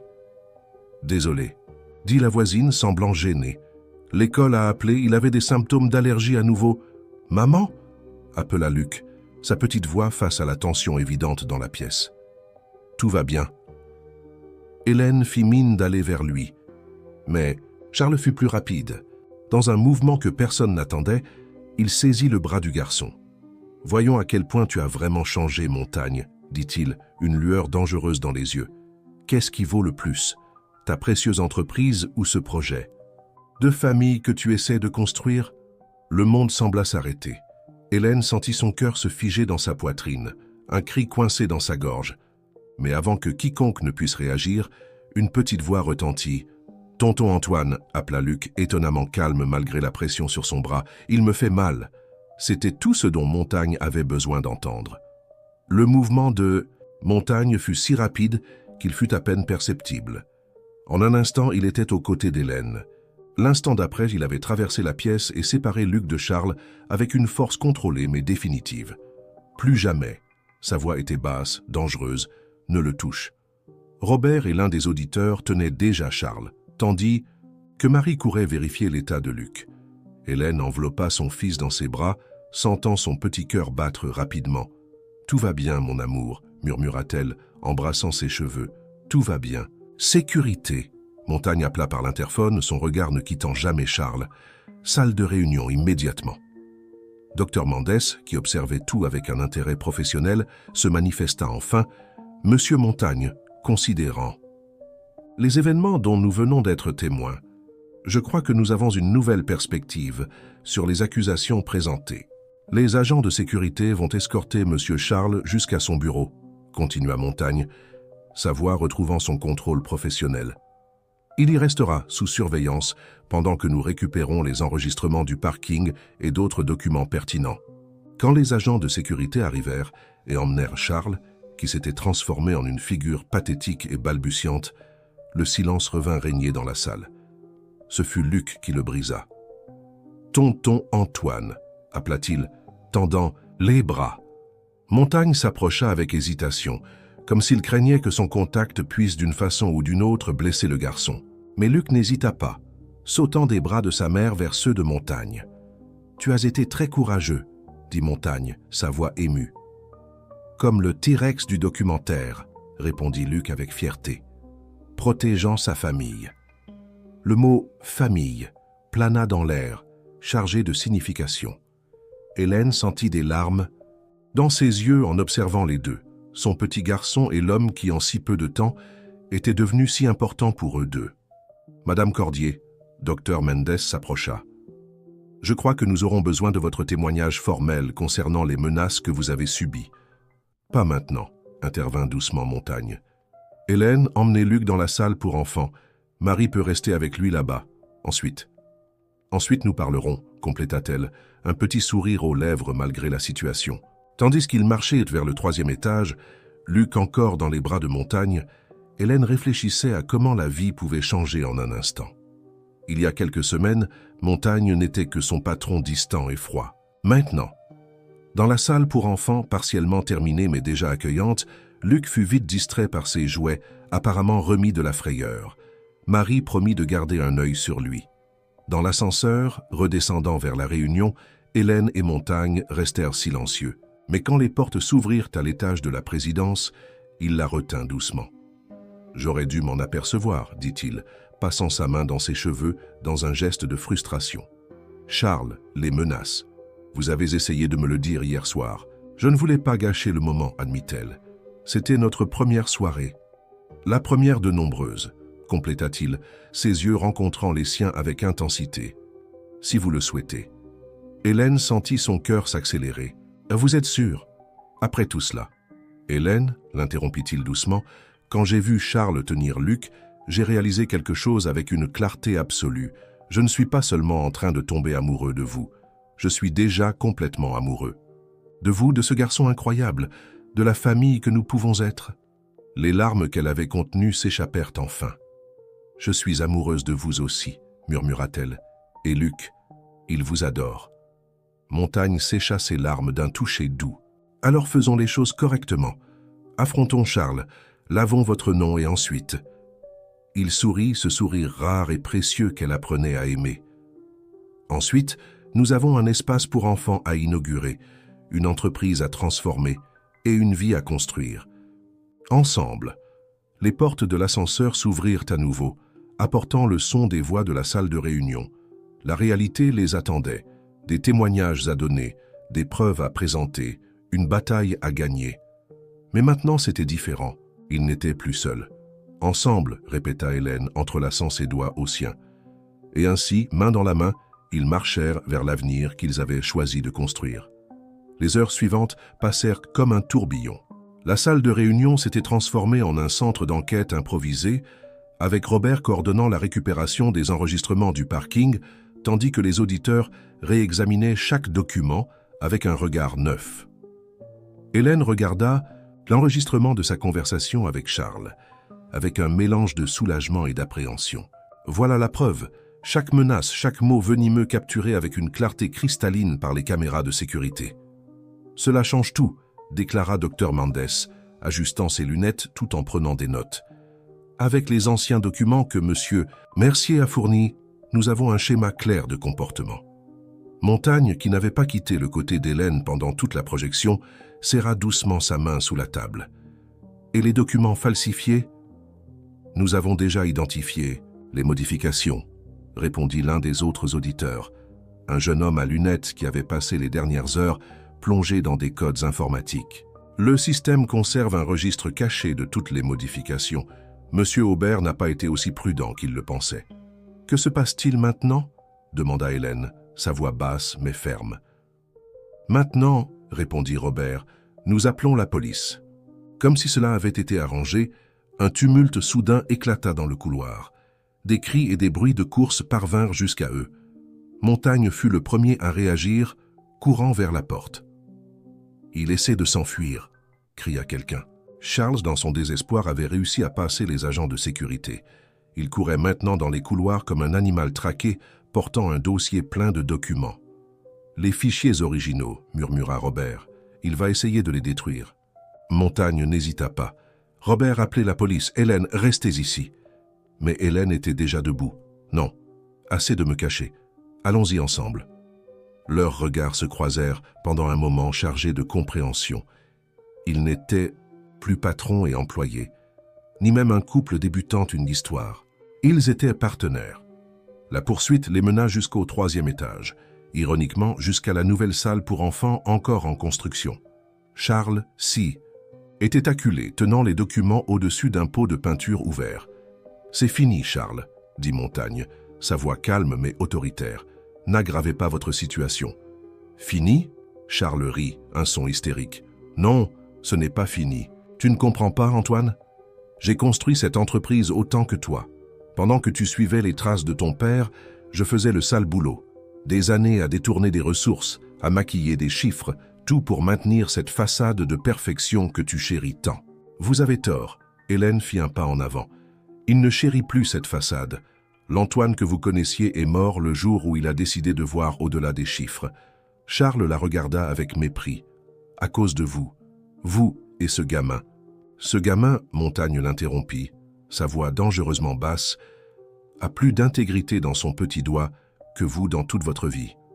Et Hélène. Il lui sourit doucement. Hélène m'a montré que l'intégrité et le succès ne sont pas mutuellement exclusifs. C'est à ce moment que Luc, qui avait échappé à la vigilance de Marie, apparut à la porte. Ses yeux s'écarquillèrent en voyant la scène. « Maman ?» La distraction fut tout ce dont ils avaient besoin. Robert, qui s'était approché silencieusement, par derrière, saisit Charles avant qu'il ne puisse réagir. Les documents se répandirent sur le sol, sauvés de la destruction par quelques secondes. Le son des sirènes commença à résonner dehors. « Tonton Antoine !» Luc courut vers Montagne, qui le prit instinctivement dans ses bras. « Tu as attrapé !»« Le méchant monsieur. Nous l'avons attrapé, champion, » répondit-il, échangeant un regard significatif avec Hélène. Tous ensemble. Tandis que la police emmenait Charles hors du bâtiment, Hélène observait Luc expliquer avec animation à Montagne comment il avait tout entendu et voulait aider, comme dans les films de super-héros. L'homme d'affaires écoutait avec une attention sincère, posant des questions et manifestant de la surprise au bon moment. « Vous savez, » Robert s'approcha d'elle, « en 15 ans de travail avec Antoine, je ne l'ai jamais vu aussi. Vivant. » Hélène sourit, observant les deux hommes les plus importants de sa vie interagir. « Parfois, nous devons perdre quelque chose pour trouver ce qui compte vraiment. Et parfois, » compléta Robert avec un sourire sage, « nous avons besoin d'un petit dinosaure en peluche pour nous montrer le chemin. » Le soleil commençait à se coucher quand ils trouvèrent enfin un moment de calme. La police était partie, emmenant Charles et une montagne de preuves. Les auditeurs, maintenant alliés au lieu d'adversaire, promirent un rapport complet disculpant Hélène et documentant les fraudes de Charles. « Je dois récupérer quelques affaires dans mon bureau, » dit Hélène, épuisée mais soulagée. « Je viens avec toi, » proposa promptement Luc, mais un bâillement le trahit. Montagne sourit, ajustant le garçon dans ses bras. « Je crois que quelqu'un a besoin d'une sieste. Que dirais-tu d'étraîner ce nouveau canapé dans la salle pour enfants ?» Luc tenta de protester, mais ses yeux étaient déjà lourds. Hélène les observa se diriger vers l'espace qui, bien qu'inachevé, semblait déjà si accueillant. Dans son bureau, elle trouva Robert en train d'organiser quelques papiers. « J'ai pensé que vous aimeriez voir ceci, » dit-il, lui tendant un dossier. « Ce sont les projets originaux de la salle pour enfants. Antoine y a travaillé pendant des nuits entières, bien avant l'incident avec Charles. » Hélène ouvrit le dossier, sentant son cœur s'accélérer. Il y avait des dizaines de dessins, de notes, de recherches sur le développement infantile. Montagne avait pensé à tout, Des zones spécifiques pour différentes tranches d'âge au détail, comme la hauteur idéale des meubles et les couleurs les plus stimulantes pour l'apprentissage. « Il a vraiment changé », murmura-t-elle, passant. Les doigts sur une note manuscrite, vérifiez les préférences de Luc concernant les dinosaures. Non, Robert sourit. Il s'est enfin permis d'être qui il a toujours été. Quand Hélène revint à la salle pour enfants, elle trouva une scène qui resterait à jamais gravée dans sa mémoire. Montagne, assis par terre, Luc dormant paisiblement, sur ses genoux, tandis qu'il lisait à voix basse un livre sur les dinosaures. « Eh » murmura-t-il en la voyant, ce sourire spécial illuminant son visage. « Eh » répondit-elle s'asseyant à côté d'eux, « Robert m'a montré les projets. » Montagne rougit légèrement, une vision qu'elle n'avait jamais imaginé voir. « Ah ça, je voulais bien faire, vous savez, pas juste une salle quelconque, mais un endroit où des enfants comme Luc pourraient vraiment s'épanouir, apprendre, être heureux. Vous avez pensé à tout, dit-elle doucement, même aux dinosaures préférés de Luc. En fait, admit-il, arrangeant une mèche des cheveux de Luc avec tendresse, j'ai d'abord pensé à lui, à comment ses yeux brillent, quand il parle de T-Rex et de Velociraptors. Puis j'ai réalisé que chaque enfant a sa passion, ses intérêts. L'espace devait refléter cela. Hélène sentit des larmes se former dans ses yeux. « Comment faites-vous »« Quoi » me surprendre de plus en plus. Il la regarda avec cette intensité qui faisait rater un battement à son cœur. C'est facile d'être une meilleure personne quand on a la bonne motivation. Avec précaution pour ne pas réveiller Luc, Hélène se pencha et embrassa doucement Montagne. C'était un baiser différent du premier, non plus hésitant ou plein de doutes, mais sûr, confortable, comme rentrer à la maison. « Savez-vous qu'il m'a demandé s'il pouvait m'appeler papa ?» dit Montagne quand ils se séparèrent, sa voix chargée d'émotion. Le cœur d'Hélène s'arrêta. « Quand ?»« Ce matin, avant tout le chaos avec Charles. Il a dit que, puisque je ne savais pas bien dessiner, j'avais besoin de beaucoup de leçons. Alors il valait mieux que je reste près de lui. » Il rit doucement. « Sa logique est impressionnante. » « Et qu'avez-vous répondu ? » ?»« J'ai dit que ce serait le plus grand honneur de ma vie, mais que nous devions d'abord en parler avec sa mère. » Montagne la regarda avec sérieux. « Hélène, je sais que tout va très vite, que peut-être nous devrions attendre. »« Antoine, » l'interrompit-elle gentiment, « parfois le temps ne se mesure pas en jours ou en semaines, mais en moments, en temps, choix, en cœurs qui se reconnaissent. » Luc bougea sur ses genoux, murmurant quelque chose à propos de T-Rex dans son sommeil. Ils sourirent. « De plus, continua Hélène, je crois que nous sommes déjà une famille. Il nous reste juste à l'officialiser. »« C'est un oui ?»« Pour tout, répondit-elle. Pour être une famille, pour construire cette nouvelle entreprise ensemble, pour que ça marche. C'est un oui pour notre histoire. Montagne ? Non, Antoine, elle devait commencer à penser à lui comme Antoine, l'attira plus près, et là, sur le sol de la salle pour enfants presque terminée, avec Luc dormant paisiblement entre eux, ils commencèrent à planifier leur futur. « Vous savez, dit-il après un moment, je pense que nous avons besoin d'un chien. » Hélène rit. « Pourquoi ? Eh bien, toute famille a besoin d'un chien. Et je suis sûr que Luc a déjà un nom de dinosaure parfait pour lui. » 3 mois s'écoulèrent, depuis l'arrestation de Charles. Victoire Entreprise avait changé autant que les personnes qui la dirigeaient. La salle pour enfants, maintenant, complètement terminée, n'était que le début d'une transformation plus grande. Hélène observait par la fenêtre de son nouveau bureau, désormais directrice des projets sociaux, un département créé spécialement pour étendre des initiatives comme la salle pour enfants à d'autres entreprises. Dans la cour du bâtiment, une petite foule se rassemblait pour l'inauguration officielle de l'espace. « Tu penses à combien tout a changé ?» La voix d'Antoine résonna derrière elle. Elle se retourna, souriant en le voyant avec Luc sur ses épaules. Le garçon portait un nœud papillon assorti à celui de son père. Elle s'émouvait encore en pensant à ce mot et tenait fièrement des ciseaux de cérémonie. « Je ne peux pas encore couper le ruban, hein ?» demanda Luc pour la 10e fois. « Pas encore, champion, » Antoine rit. « D'abord les discours ennuyeux, puis la partie amusante. » Hélène ajusta le nœud papillon de Luc. « Et tu te souviens de ce que tu dois dire ? Que cet endroit est pour que tous les enfants aient un espace sûr et cool pendant que les parents travaillent, » récita-t-il solennellement. « Et qu'il doit y avoir beaucoup de dinosaures parce que les dinosaures sont les meilleurs professeurs. » Antoine et Hélène échangèrent un regard amusé. L'obsession de Luc pour les dinosaures avait considérablement influencé le design final de l'espace, avec des fresques éducatives reliant différentes périodes historiques à des leçons sur la préservation et l'évolution. Monsieur Montagne. Robert apparut à la porte, souriant en voyant la scène familiale. Il est temps. En descendant vers la cour, Hélène ressentit une vague de fierté en voyant combien de personnes étaient devenues. Ce n'étaient pas seulement des employés de l'entreprise, il y avait des représentants d'autres sociétés intéressés par la mise en œuvre de projets similaires et des familles qui s'étaient déjà inscrites pour utiliser l'espace. « Nerveuse ?» murmura Antoine alors qu'il prenait place sur la petite estrade montée. « Un peu, » admit-elle. « Je n'aurais jamais pensé être ici, tu sais, faire quelque chose d'aussi important. »« Tu as toujours été importante, » répondit-il, tenant sa main. « J'étais juste trop aveugle pour le voir. » Le discours d'Antoine fut bref mais puissant. Il parla de transformation, de comment une entreprise n'est pas faite seulement de chiffres et de contrats, mais de personnes, de familles, de rêves partagés. « Il y a quelques mois, dit-il, sa voix chargée d'émotion, je croyais tout savoir sur la direction d'une entreprise. Puis une mère courageuse et son fils incroyable m'ont appris qu'il y avait tout un monde que j'ignorais. » Hélène serra la main de Luc, qui attendait impatiemment son moment. « Cette salle n'est pas seulement un espace physique, » continua Antoine. « C'est un symbole de changement, d'évolution. Et en parlant d'évolution, il sourit, faisant un clin d'œil à Luc. Nous avons un spécialiste qui aimerait dire quelques mots. » Luc s'avança avec confiance vers le microphone, devant se mettre sur la pointe des pieds pour l'atteindre. « Bonjour, commença-t-il, sa voix petite mais claire. Je suis Luc, et il y a longtemps j'ai dû me cacher sous le bureau de ma mère parce que je n'avais nulle part où aller.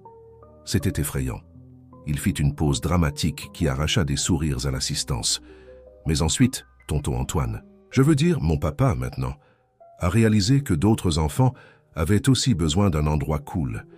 Et pas seulement pour jouer, mais pour apprendre des choses incroyables, comme ce que les dinosaures nous enseignent sur le changement.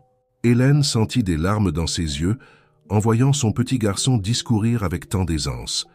Antoine entrelaça ses doigts aux siens et elle pouvait sentir qu'il était aussi ému. « Donc, continua Luc, cet endroit est pour que tous, les enfants aient un espace sûr et cool pendant que les parents travaillent. Et il y a beaucoup de dinosaures parce que... » Il ouvrit un grand sourire. « Parce que les dinosaures sont les meilleurs professeurs. Ils nous montrent que même les choses les plus grandes et fortes doivent s'adapter et évoluer. Comme l'entreprise de mon papa l'a fait. » Le public applaudit avec enthousiasme. Et Hélène vit plusieurs yeux embués parmi les présents. Luc, rayonnant de la réponse, courut de retour dans les bras d'Antoine. « Maintenant, je peux couper le ruban ?» murmura-t-il. « Maintenant, tu... »« Peu, champion !» répondit Antoine, le soulevant à nouveau sur ses épaules. Tandis que Luc coupait le ruban rouge avec tout le sérieux que ses 5 ans permettaient, Hélène observait les personnes autour d'elle. Robert, qui avait été essentiel dans tous les changements. Marie, sa fidèle voisine, maintenant coordinatrice de l'espace pour enfants. Les employés qui, initialement sceptiques, amenaient maintenant leurs propres enfants avec enthousiasme. « Ah, quoi penses-tu » demanda doucement Antoine, alors que les gens commençaient à entrer pour découvrir l'espace. « À comment l'amour peut tout changer » répondit-elle. « Une entreprise, une famille, tout un avenir. » Il sourit, ce sourire qui faisait encore accélérer son cœur. En parlant d'avenir, il y a quelque chose que nous devons dire à Luc ce soir. Hélène toucha doucement son ventre, où une nouvelle vie commençait à grandir. « Tu crois qu'il sera content d'être grand frère, considérant qu'il a déjà décidé qu'il va tout enseigner au bébé sur les dinosaures ?» Antoine rit. « Je pense que oui. » La nuit était tombée sur la ville quand la famille arriva enfin à la maison. Luc, malgré la fatigue, était encore électrique avec les événements de la journée, racontant chaque détail de l'inauguration, tandis qu'Antoine le portait dans les escaliers. « Et tu as vu combien d'enfants ont aimé la fresque du T-Rex » s'exclama-t-il pour la 3e fois. « Et la salle de science, on peut y aller tous les jours ?» Hélène sourit, observant les 2 hommes de sa vie.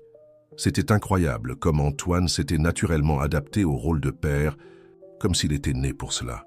Chaque geste, chaque mot d'affection, chaque moment de patience infinie avec les explications interminables sur les dinosaures, tout semblait si naturel, Si juste. Que dirais-tu d'un bain d'abord? Suggéra-t-elle. Ensuite, nous avons une surprise pour toi. Les yeux de Luc s'écarquillèrent. Une surprise. Quelle surprise? D'abord le bain champion, Antoine rit. Les surprises nécessitent de la préparation. Pendant que Luc se préparait pour dormir, Hélène et Antoine se regardèrent nerveusement dans la cuisine. Comment annoncer à un garçon de 5 ans que sa vie allait changer à nouveau? Et s'il n'aimait pas l'idée? Murmura Hélène, se mordant la lèvre. Antoine l'enlaça par derrière, ses mains reposant doucement sur son ventre encore plat. Il va adorer. Luc a tant d'amour à donner, comme sa mère. Prêt. La voix de Luc résonna depuis la porte, déjà en pyjama et serrant son inséparable dinosaure en peluche. Elle est tout, la surprise. Ils s'assirent sur le canapé. Luc entre eux deux. Hélène respira profondément, échangeant un dernier regard avec Antoine. « Tu te souviens quand tu m'as dit que tu voulais un petit frère ?» commença-t-elle doucement. Luc acquiesça vigoureusement. « Pour que je puisse tout lui apprendre sur les dinosaures, et jouer ensemble, et le protéger comme le T-Rex protège son groupe. » Eh bien, continua Antoine, sa voix douce, parfois quand des personnes s'aiment beaucoup, elles décident d'agrandir leur famille. Le garçon regarda de l'un à l'autre, son esprit brillant traitant l'information. « Vous allez me donner un petit frère ?» Hélène sentit des larmes. Dans ses yeux. « En fait, tu vas avoir une petite sœur. » Pendant un moment, Luc resta silencieux, son petit visage plissé de concentration. « Les filles aussi peuvent aimer les dinosaures ?» Antoine rit, soulagé. « Bien sûr.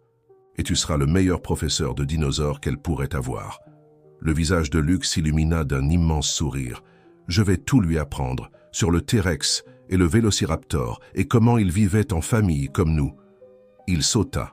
Du canapé, courant vers sa chambre, il revint quelques secondes plus tard, portant son dinosaure en peluche le plus précieux.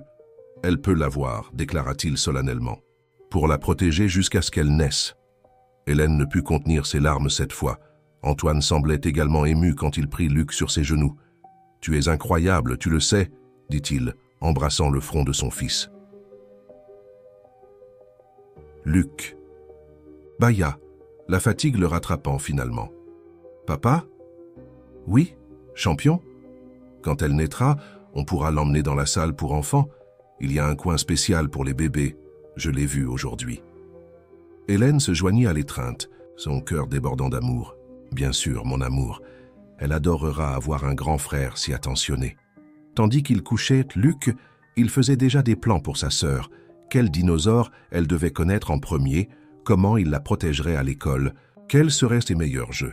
« Maman !» appela-t-il déjà presque endormi. « Oui, je suis content que tu m'aies emmené ce jour-là au bureau. » Hélène sentit Antoine serrer sa main. « Moi aussi, mon amour. Moi aussi. » Plus tard, sur le balcon de leur appartement, Hélène et Antoine observaient la ville illuminée. Sa main reposait protectivement sur son ventre, tandis qu'elle se blottissait contre sa poitrine. « Pensez que tout a commencé par un jour de désespoir, » murmura-t-elle. « Non, » la corrigea doucement Antoine. « Ça a commencé par l'amour. L'amour, d'une mère prête à tout pour son fils. C'est ce qui m'a sauvé, qui nous a sauvés. » Hélène se tourna pour le regarder. « Et maintenant ?» Maintenant, il sourit, ce sourire qui avait changé sa vie. Nous avons tout l'avenir devant nous. Une entreprise qui est plus que des chiffres, une famille qui grandit chaque jour, et un petit professeur de dinosaures pour nous guider. Et une petite princesse en route, compléta Hélène. Qui en saura probablement plus sur les T-Rex que sur les princesses? Antoine rit. Hélène ferma les yeux, sentant la brise nocturne et la chaleur de l'étreinte d'Antoine. Qui aurait dit qu'un jour de désespoir, un bureau et un dinosaure en peluche pourraient changer tant de vies? De la chambre, il pouvait entendre Luc murmurer dans son sommeil, probablement rêvant de dinosaures et de sa future petite sœur. Sur le mur du salon, une photo de l'inauguration montrait leur famille, non plus cachée sous un bureau, mais fièrement unie, souriant à un avenir plein de possibilités. « Je t'aime », murmura Antoine. « Je t'aime plus », répondit-elle. Un petit coup dans son ventre, le premier qu'elle ressentait, les fit sourire tous les deux. Leur famille était complète, son cœur était en paix, et l'avenir était brillant comme les lumières de la ville en dessous d'eux. L'automne peignait la ville de tons dorés quand Hélène entra dans le bureau ce matin spécial. Son ventre de 6 mois déjà bien visible, sous la robe élégante qu'elle avait spécialement choisie pour l'occasion. À l'accueil, elle fut accueillie par des sourires chaleureux, non plus l'assistante qui devait cacher son fils, mais la directrice respectée qui avait aidé à transformer la culture de l'entreprise. Les journalistes sont déjà arrivés, l'informa Sandra, sa nouvelle assistante. Ils sont tous dans la salle de conférence. C'était jour d'une interview importante. Victoire Entreprise avait été élue l'une des meilleures entreprises où travailler, avec une mention spéciale pour ses politiques familiales innovantes. Le projet de la salle pour enfants avait inspiré des dizaines d'autres compagnies à suivre l'exemple.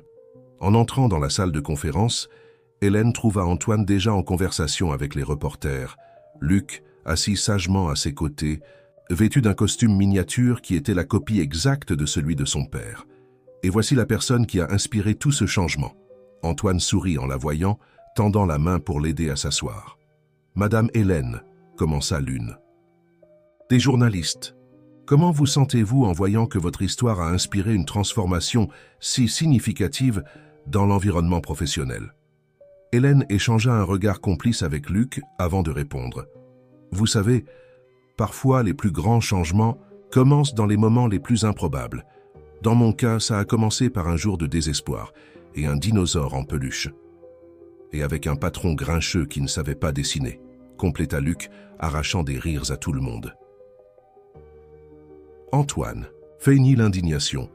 Et je me suis beaucoup amélioré. Hier encore, j'ai dessiné un vélociraptor presque reconnaissable. L'interview se déroula naturellement, avec Hélène et Antoine partageant non seulement les aspects professionnels de la transformation de l'entreprise, mais aussi comment le changement avait affecté leur vie personnelle. Le plus impressionnant, commenta Robert qui s'était joint à la conversation, c'est de voir comment une simple décision d'humaniser l'environnement de travail a eu un effet cascade si positif. Notre productivité a augmenté, le turnover a chuté drastiquement et le plus important, nos équipes sont plus heureuses. Luc, qui était resté relativement calme, se redressa soudainement sur sa chaise. Elle donne des coups de pied. Les journalistes regardèrent, confus. Mais Antoine posa immédiatement sa main sur le ventre d'Hélène, son visage s'illuminant en sentant les mouvements de sa fille. « Excusez-nous », Hélène sourit au reporter. « Notre cadette a aussi voulu participer. » « À l'interview. » Sophie, expliqua fièrement Luc. « Comme la première femme paléontologue, c'est moi qui ai choisi le nom. » Une des journalistes sourit tendrement. « Et comment se passe l'attente de la petite sœur ?»« Oh, j'ai déjà tout préparé !» s'exclama Luc enthousiaste. « Sa chambre, à une fresque de dinosaures que papa a fait faire, et j'ai mis de côté tous les livres que je vais lui lire. Et dans la salle pour enfants, il y a déjà un petit espace spécial, juste pour elle. » Hélène observait son fils parler, son cœur débordant de fierté. Il avait tellement grandi ces derniers mois, pas seulement en taille, mais en maturité et en compréhension. « En fait, » intervint doucement Antoine, « nous avons une annonce spéciale à faire aujourd'hui. » Hélène acquiesça, entrelaçant ses doigts aux siens. « À partir du mois prochain, nous allons étendre notre programme, non seulement avec plus de salles pour enfants dans d'autres unités, mais aussi avec un projet de bourse d'études pour les enfants des employés. Le projet Sophie, compléta Antoine, ses yeux brillants d'émotion, parce que chaque enfant mérite la chance de rêver grand. » Luc sauta de sa chaise, incapable de contenir son enthousiasme. « Et il y aura une section spéciale juste de paléontologie. » Dans la bibliothèque, j'ai aidé à choisir les livres. Les journalistes rirent, charmés par l'enthousiasme du garçon. L'une des reporters posa une question supplémentaire. « Monsieur Montagne, si vous pouviez revenir à ce jour-là, quand vous avez trouvé Luc sous le bureau de sa mère, que diriez-vous à votre ancien vous ?» Antoine resta silencieux un moment, son regard parcourant le visage d'Hélène, l'expression animée de Luc, la main qui reposait encore sur son ventre où Sophie bougeait. « Je lui dirais d'ouvrir les yeux, » répondit-il finalement, « de réaliser que parfois ce qui semble être un problème est en réalité le plus grand cadeau que la vie pourrait nous offrir, que parfois nous avons besoin d'un enfant pour nous enseigner les leçons les plus importantes sur l'amour, la famille et ce qui compte vraiment. » Hélène sentit des larmes dans ses yeux. Maudites hormones de grossesse, pensa-t-elle avec un sourire. Luc, percevant l'émotion de sa mère, se leva immédiatement pour l'enlacer. « Ne pleure pas, maman, » murmura-t-il. « Sophie n'aime pas quand tu pleures. » Ce sont des larmes de joie, mon amour, répondit-elle, embrassant son front. La scène captait parfaitement l'esprit de la nouvelle victoire entreprise. Une entreprise où humanité et succès n'étaient plus des concepts mutuellement exclusifs, où les familles pouvaient grandir et prospérer ensemble. Quand l'interview se termina, Luc courut vers la salle pour enfants, impatient de montrer aux journalistes son endroit préféré. Hélène et Antoine le suivirent plus lentement, leurs mains naturellement entrelacées. « Tu penses à tout ce qui a changé ?» demanda-t-il doucement. « Je pense à comment certaines choses ne changent jamais, » répondit-elle, s'arrêtant pour le regarder dans les yeux. « Comme l'amour que je ressens pour vous, qui ne fait que grandir chaque jour. » La salle pour enfants était spécialement décorée cet après-midi-là. Des ballons colorés flottaient dans l'espace et une immense bannière annonçait « Bienvenue, Sophie !» Ça, c'était la baby shower organisée par les employés de l'entreprise, une surprise qui avait profondément touché Hélène. Luc courait d'un côté à l'autre, expliquant fièrement à chaque invité les significations des dinosaures peints sur les murs. Et celui-ci, montrait-il un petit ptérodactyle qui volait au-dessus de la pouponnière, veillera sur Sophie quand elle dormira.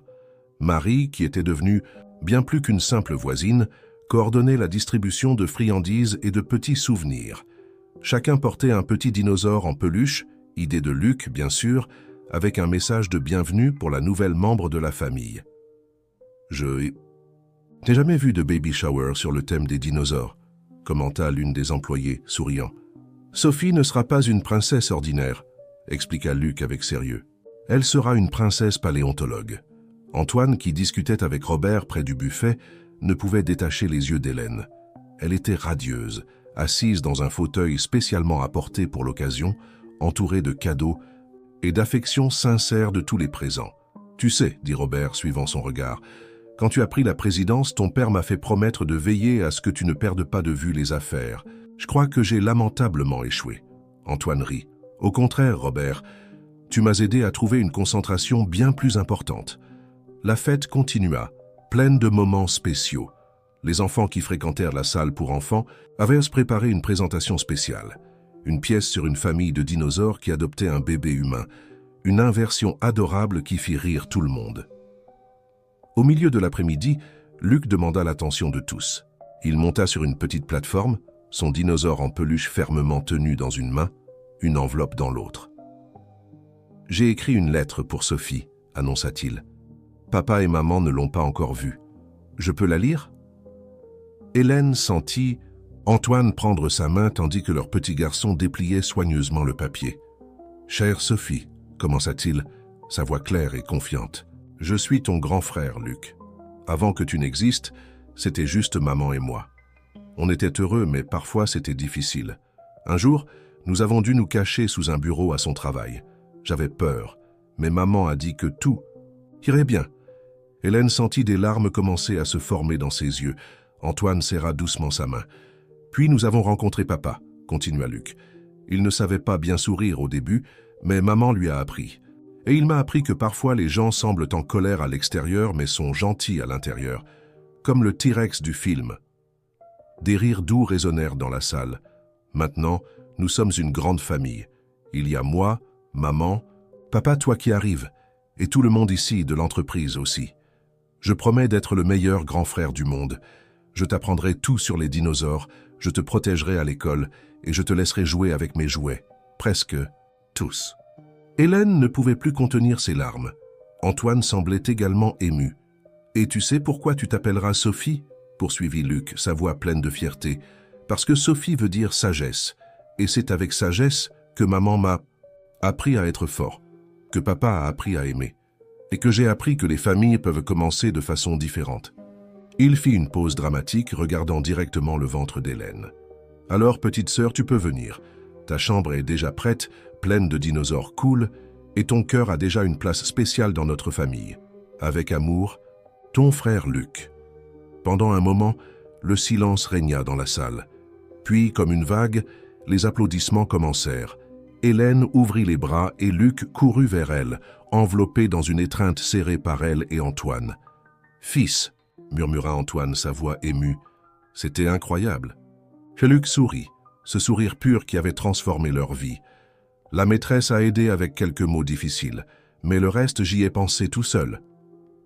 Et chaque mot est vrai, dit Hélène, tenant le visage de son fils entre ses mains. Tu seras le meilleur grand frère du monde. Comme pour approuver, Sophie donna un fort coup de pied. Luc posa sa main sur le ventre de sa mère, ses yeux s'écarquillant d'enchantement. Elle a aimé la lettre, s'exclama-t-il. Antoine enveloppa sa famille dans une étreinte, et pendant un moment le monde sembla parfait. Là, dans cette salle née d'un moment de désespoir et transformée en symbole d'espoir, ils étaient plus qu'une famille. Ils étaient un témoignage vivant de comment l'amour pouvait transformer des vies, des entreprises et des avenirs entiers. « Et, murmura Hélène à Antoine, heureusement que tu ne savais pas bien sourire au début. » Il rit, ce rire libre qui venait maintenant si naturellement. « Heureusement que tu m'as appris. » Luc, toujours entre eux, soupira de contentement. « Heureusement que les dinosaures ont existé pour m'aider à tout expliquer. » Et là, entourés d'amis, de collègues et d'amour, ils célébrèrent non seulement l'arrivée imminente de Sophie, mais toutes les petites et grandes transformations qui les avaient amenés jusque-là. Parce que parfois, les plus grandes histoires d'amour commencent dans les endroits les plus improbables, comme sous un bureau avec un petit dinosaure en peluche comme témoin. C'était 3 heures du matin quand Sophie décida qu'il était temps. Hélène se réveilla avec les premières contractions, un sourire serein sur son visage, malgré l'inconfort. À ses côtés, Antoine dormait profondément, un livre de dinosaures encore ouvert sur sa poitrine. La lecture nocturne que Luc insistait pour qu'il fasse à sa sœur. « Antoine », appela-t-elle doucement, touchant son visage. « C'est l'heure. » Il se réveilla instantanément, ses yeux s'écarquillant en traitant l'information. « Maintenant, tu es sûr? De quoi avons-nous besoin? La valise est... » « Calme-toi, » Hélène rit, interrompant son flot d'inquiétude. « Tout est prêt, tu te souviens? Nous devons juste réveiller Luc. » Dans la chambre voisine, ils trouvèrent le garçon dormant serré contre son dinosaure préféré, le même qui avait été avec lui ce jour fatidique sous le bureau. Antoine le réveilla doucement. « Champion, ta sœur arrive. » Luc ouvrit les yeux immédiatement, toute somnolence disparaissant. « Maintenant, je peux apporter Rex pour elle? » « Bien sûr. » Hélène sourit, observant son fils prendre soigneusement le dinosaure en peluche, qui avait été son compagnon depuis si longtemps. Le trajet vers l'hôpital fut étonnamment tranquille. Marie les attendait déjà à l'entrée, ayant été prévenue par Antoine. Elle resterait avec Luc jusqu'à l'arrivée du bébé. « Prends soin de maman et de Sophie », demanda solennellement Luc à son père avant d'aller avec Marie dans la salle d'attente. « Et n'oublie pas de lui parler des dinosaures quand elle naîtra. » Les heures suivantes passèrent dans un flou d'émotion et d'anticipation. Hélène, qui avait toujours été si forte et indépendante, découvrit un nouveau type de force dans la façon dont Antoine tenait sa main, dans ses murmures d'encouragement, dans la façon dont ses yeux ne quittaient jamais les siens. « Tu te souviens de notre premier baiser ?» demanda-t-il pendant une pause entre les contractions. « Comment pourrais-je oublier ?» Elle sourit malgré la fatigue. C'est quand j'ai réalisé que le puissant Antoine Montagne avait un cœur énorme caché derrière cette façade sérieuse. C'est quand j'ai réalisé que j'avais passé toute ma vie à attendre quelque chose dont je ne savais même pas que j'avais besoin, répondit-il, embrassant son front en sueur. Toi et Luc, vous m'avez sauvé de moi-même. Une contraction particulièrement forte l'empêcha de répondre, mais ses yeux dirent tout ce qui devait être dit. À 8h47 du matin, le cri de Sophie résonna dans la salle d'accouchement, fort et déterminé, comme tout dans cette famille. Quand ils la placèrent dans les bras d'Hélène, le monde sembla s'arrêter un moment. « Elle est parfaite », murmura Antoine, sa voix émue. Et elle l'était. De petites boucles sombres comme celles de son frère, des yeux curieux qui semblaient déjà vouloir percer tous les mystères du monde, et une force de volonté qui s'était manifestée à chaque coup pendant la grossesse. Quand Luc fut autorisé à entrer, ses yeux brillèrent en voyant sa sœur. Il s'approcha du lit avec une révérence attentive, le dinosaure en peluche toujours fermement dans ses mains. « Salut Sophie », dit-il doucement. « Je suis ton grand frère. J'ai apporté Rex pour te protéger, comme il m'a protégé quand j'étais petit. » Hélène et Antoine échangèrent un regard ému en observant Luc placer soigneusement le dinosaure à côté de sa sœur dans le berceau. « Elle est toute petite », observa-t-il inquiet. « Toi aussi tu l'étais, répondit Hélène. Mais elle va grandir forte et intelligente, surtout avec un frère si dévoué pour lui enseigner. Luc bomba le torse de fierté.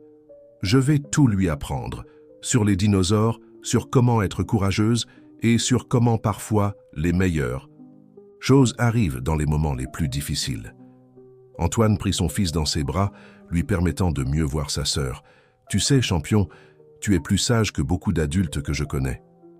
C'est parce que j'ai appris avec les meilleurs, répondit simplement Luc. Avec maman qui m'a appris à être fort avec toi, qui m'a appris que les gens peuvent changer, et avec les dinosaures, qui m'ont appris que les familles viennent dans toutes les tailles et formes. Hélène sentit des larmes de bonheur couler sur son visage en observant sa famille, maintenant complète avec l'arrivée de Sophie, qui aurait dit que ce jour de désespoir, quand elle avait dû cacher Luc sous son bureau, serait le début d'une si belle histoire. « Regarde !» s'exclama soudainement Luc. « Elle sourit. Je crois qu'elle sait déjà qu'elle est aimée. » Et, effectivement, un petit sourire semblait jouer sur les lèvres de Sophie, comme si elle savait déjà qu'elle était née dans une famille où l'amour surmontait tous les obstacles, où les secondes chances étaient possibles, et où même les dinosaures avaient le pouvoir d'unir les cœurs.